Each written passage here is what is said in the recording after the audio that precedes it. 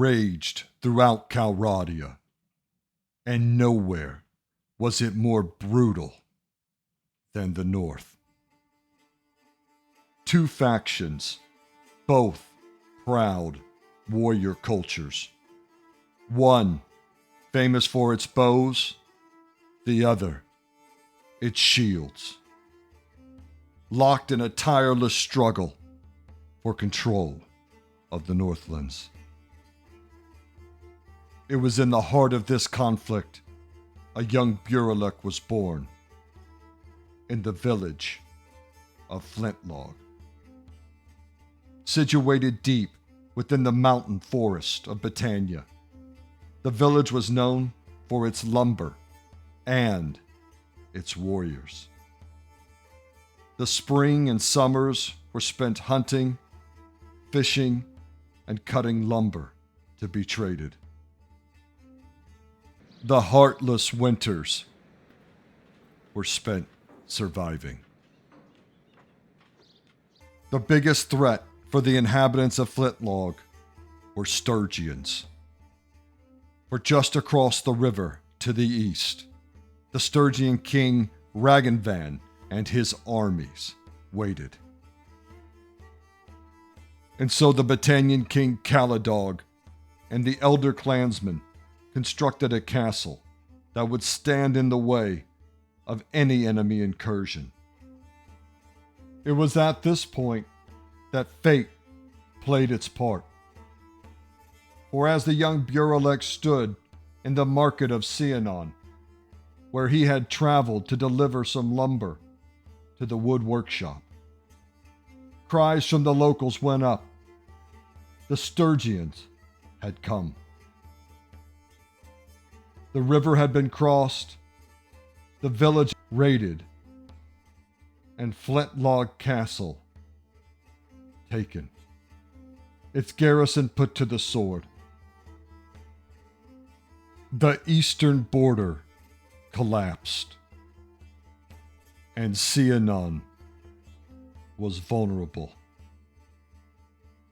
King Caladog put the word out to gather the clans, but it would take time. And rage is not satisfied with patience. It didn't take long to find Britannian men willing to raid Sturgian territory in retaliation. Bannerlord and his men were savage. Local militias were no match for these masters of marksmanship.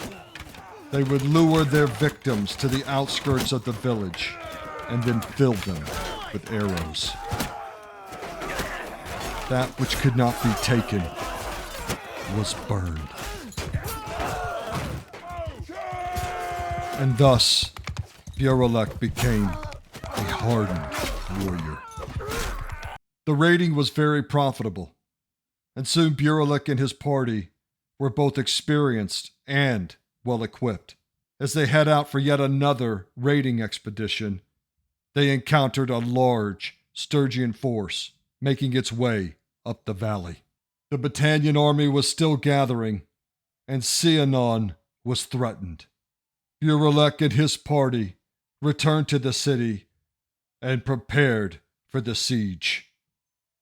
The Sturgians wasted no time. As soon as their engines of war were ready, they launched an assault on the keep. The siege was murderous. But thousands of stings from Britannian bows withered the Northmen down. And they were broken. The Sturgian army was shattered, and Bannerlord's fame spread. As a reward for his valiant defense of Seanon, he was rewarded vassalage. The army of Clan Vaegirs gained a fearsome reputation. Villages, caravans, armies, all were destroyed. And the armies of Battania were finally ready to respond to the Sturgian encroachment. Under the influence of Burelek, they set out to retake Flint-log Castle. And the castle was taken. As a reward for his service, the castle and surrounding villages were given to Burelek, and he began to draw even more men under his banner. There was a brief peace, but before long, the drums of war sounded again. Determined to take the battle to the Sturgians, Burelek gathered a massive army and went after one of King Ragavan's own settlements, Varcheg. The Sturgian garrison was brave, but hopelessly outnumbered. Revel and Ustakal Castle fell next, and the Vaegirs clan's holdings spread far and wide throughout the north. Burelek also found a wife in a Battanian warrior princess named Elid. She was vicious and untamed, a perfect addition to the Vaegirs. The Sturgians under Burelek resented their Battanian lord, but there was nothing they could do. Burelek and his army stood ready to crush any rebellion, and the young warlord had employed Sturgian natives as governors who were familiar with the customs to help stabilize the region. The resentment slowly faded into apathy, and then to acceptance. After licking their wounds for a season, the Sturgian armies once again rallied and came back in force. King Ragavan, determined to retake his fief and pride, sent war parties out to raid the villages around Varcheg to cut food off from the settlement. Time and again, Burelek and his men ambushed and repelled these raiders. It was at this point a group of Sturgian warriors, massive men, with axes like trees, approached Burelek. They explained that they greatly appreciated the warlord protecting their homes and families. The Sturgians now saw them as traitors, and so they no longer had a faction to belong to. Then, to Burelek's surprise, they requested to join the army of Vaegir. Burelek had spent his whole life at war with Sturgians. He knew their worth and accepted the warriors into his service. For the first time, the bows of Battania and the axes of Sturgia would fight together. They were unstoppable. Victory after victory, celebration after celebration, bonded the men to each other and to their leader. Whether out of jealousy or fear, possibly both, some of the Battanian clan leaders held a secret meeting in which they devised a plan to revoke Flint-log Castle and the surrounding lands from the Vaegir and give it to a young Battanian noble of a smaller clan. They said such a strategic point could not be entrusted to Burelek, for he was said to have become half Sturgian himself. But some secrets are not well kept, and the lady Elid was known to pay very well for information. News of the meeting soon reached Burelek's ear, and he was outraged. Those who had prospered under his protection now plotted against him. He would punish this treachery. The Vaegirs would no longer be a clan. They would be a kingdom. And so King Burelek gathered his great army and marched to Seanon. It would be the first prize of many. The Kingdom of the Vaegirs. Now, I'm going to call them the Vaegirs because that's how I say it. Some people say the Vaegirs. I think some of our European brothers and sisters call it the Vaegirs or the Vaegirs. I'm just going to put some of that Oklahoma on it and say Vaegirs. All right? So you say whatever's right to you. Faction ruled by King Hieroglyph. And look here. They possess the finest foot archers in the game. They also have reasonably good infantry and heavy cavalry. Now, we're going to add these stepwise in our playthrough. One thing to remember in this playthrough is Vaegir troops prefer using two-handed weapons for an offensive advantage. Live in the mountains and the snow. National animal is the snow leopard. And down here in tactics, we see, again, superb archers. Incredible archers. If you didn't play Warband, then you don't know the pain of assaulting a Vaegir keep where those archers would just do damage. I mean, damage to your guys. And then the ones that survived to get to the top of the ladder got to meet the two-handed axe infantry. And it was, damage, family. Damage. Strong offensive capabilities with two-handed weapons. And so we've got the badass archers coupled with those two-handed studs going to work together. That's the goal. Their weaknesses need to be lighter armor and vulnerable to missile weapons, which this is very easy to cover by sticking to the two-handed weapon infantry. Taking a look down here at the Vaegir army we're going to build, we're going to do it just like this. First, we'll start with the marksmen. Then we'll bring in the two-handed infantry. And then last but most certainly not least, the heavily armored knights. And here's how we'll do it.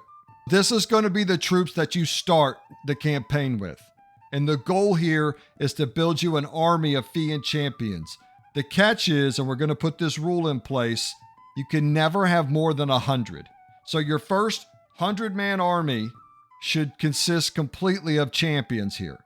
Once your army size gets to where you can start recruiting over 100 troops, we're going to leave that cap on the champions, and then we're going to start bringing in the two-handed warriors the Vaegirs are known for. And that's going to start right here. You get your volunteer into your wood runner, and then we come right down the raider tree into the folksman and the veteran folksman. And I ran about, I'd say 50-50 of these guys. Remember, this folksman right here at level 5 is a dream. He's very cheap, and he comes with this Falks, a 111 weapon length, great swing damage, and he's got 100 two-handed. These veteran folksmen with their giant Rumphaia absolutely crush cavalry, and they're pretty good about sitting behind the folksmen here and dropping hate with these giant can openers. These guys will absolutely mulch up an infantry line for you, especially after your battalion and soon to become Vaegir archers have been pumping them full of arrows for a while. A beautiful combination. So, the rules at the beginning of the campaign, 100-man cap on your Fian archers, and then after that, we start blending in the two-handed troops on the infantry line. No cav to start the game. Once we've taken a Sturgian settlement/city, now we're going to start bringing in some of these heroic line breakers. Now, you'll start them up here at recruit, and some of them will have to come in as warriors and soldiers with the shield, but that's just what it's going to have to be.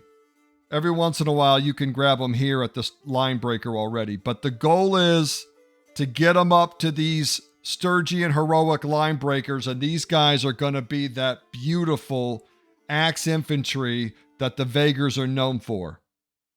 Badass two-handed weapons, but vulnerable to fire and not that heavily armored. Perfect. And then, last but not least, do remember the Vaegirs had very heavily armored knights. Now in Warband, they had two-handers, but there's no way to replicate that in Bannerlord. It's fine. We can start here and maybe over time that happened, right? But this is the beginning. This is an origin story. And so we'll start right here with the Druzinic champion. However, no recruiting these guys until you own a Sturgian castle. And so the campaign rules play out like this. 100-man cap on fee and champions into two-handed battalion units. Once we own a Sturgian settlement or city, we incorporate line breakers. And once we own a Sturgian castle, we can bring in these Druzinic champions. And that, my dear friend, is going to give you that beautiful, loreful Vaegir army you're going to fall in love with. In Warband, this is the king of the Vaegirs, King Yeroglik, who is the son of the previous monarch, King Buralek.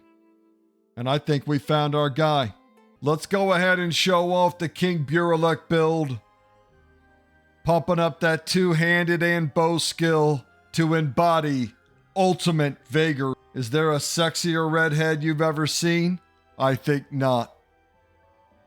You can see right over here, 777. That's going to allow us to max all these out if we decide to push them all the way up. Down here in the bow skill, this one is great, Horsemaster. The captain perk doesn't matter because I'm not using horse archers this playthrough. But that top one, you can use all bows on horseback. That's going to allow you to equip this noble longbow, the most powerful bow in the game, on horseback. You typically can't use this bow when you're on a mount, but with that perk, you're allowed to. You throw on some badass arrows, and look at these that I found, and you're going to be knocking people down left and right from range. And then when you use up your arrows or you just want to get in there with the crew, you flip out this giant two-handed axe. When I first started on this character, I used the sword that I got from Caladog, and then as I fought more and more with my Sturgian troops, they gave me an axe or I found an axe. Whatever happened, but I got this big ass axe. 138 cut and that 121 length allows you to really reach around your pony and get swinging. And the beautiful thing about the axe is that it cleaves. You couple that with some riding momentum damage and you're one-shotting 3-4 guys at a time sometimes. And that's the Vaegir way. On my gear, I tried to blend both Battanian and Sturgian gear together to give a little cross-faction look. And then for banner, I'm just using this Boarbane, but you could use movement speed, archery. There's a ton of good options here. One thing that I'll give you a hint on, if you need to push your riding up or your athletics, just either hop on your horse or hop off of it.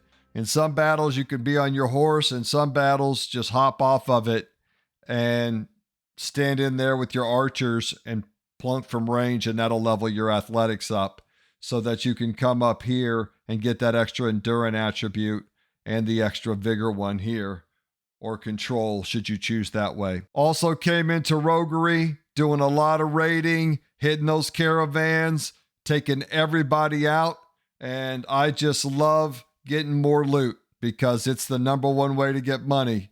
So both thematically and practically, roguery seemed like a great idea.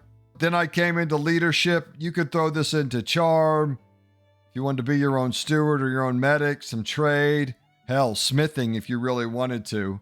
I just came into leadership mostly for the party size here, here, and here. Got some extra troops with those talents, And then most of you know by now, I usually just pick up my own engineering because I find it so much easier to level. But to be honest, I didn't even level it that much this game. I didn't do that much sieging other than a few times. Leveling this on the player is just so much easier than leveling it on an NPC. But of course, you can do both. It just depends how much you're going to siege. But if you're not sieging a lot or you're not running some type of gimmick, then it's gonna take a long time to level your engineering up. Whereas if you do it on your main character, 2 or 3 sieges you can have it max level. I absolutely love this build. You've got an answer for everything. The only thing I'll say is make sure you get that armor, because without that shield, you're susceptible to everything, particularly lances. And remember, one final tip I'll give you to help you survive a little bit is that you remember to block lances with your axe. So if they're couch lance, just hold that down block, or if they've got it up over their head and they're trying to stab overhead, use the up block, and you can actually block lance shots coming at you. Of course, sometimes you pick the wrong one and get leveled, so that happens too. But this is a really fun build, and not only is it thematic for a Vaegir king, but you're also just an offensive machine. You've got just power coming out of the bow, taking people down at range, and then when it gets up close and personal, you're cleaving down groups of dudes at a time, and it just feels awesome. Definitely one to check out. Let's do a battle here, and I'll show you how to put it to your enemies Vaegir style. Now remember, the Vaegirs aren't real into tactics and all that bullshit. We're going to whittle them down with the bows, and then we're going to send in the boys. When you see the snow or rain pouring down, remember that's going to nerf ranged accuracy and damage. Now the good news is, because we have the baddest ass archers out there, it doesn't affect us like it does the other weaker factions. So we can go ahead and move our boys up. And then, when we get in a comfortable range, unleash.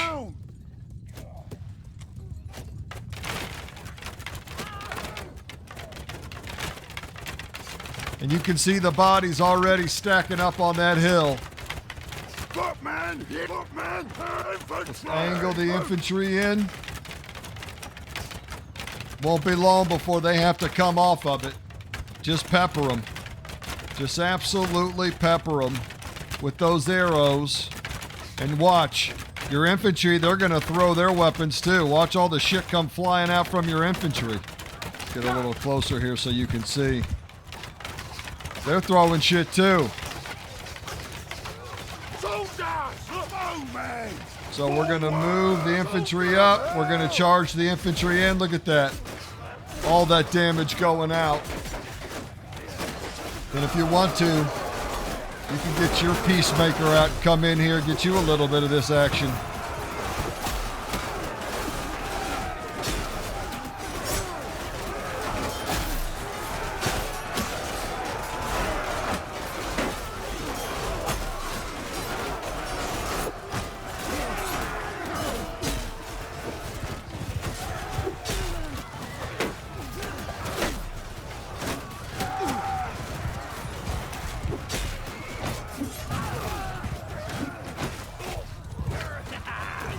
Oh yeah, I got cavalry too now. I forgot I added them. There you go. Well, better late than never. See? And they're gonna make quick work. And then at the end here, as the reinforcements pour in, just charge everybody. And that's it. Don't overcomplicate it. We're not known for strategy. We're known for kicking ass. Don't you ever come north again. No more shall they be outcast, forsaken by their own. They will be a new kingdom under a new king. Their foes shall be met with bow and axe, and the snow shall turn red. Behold the rise of the Vaegirs. Oklahoma out.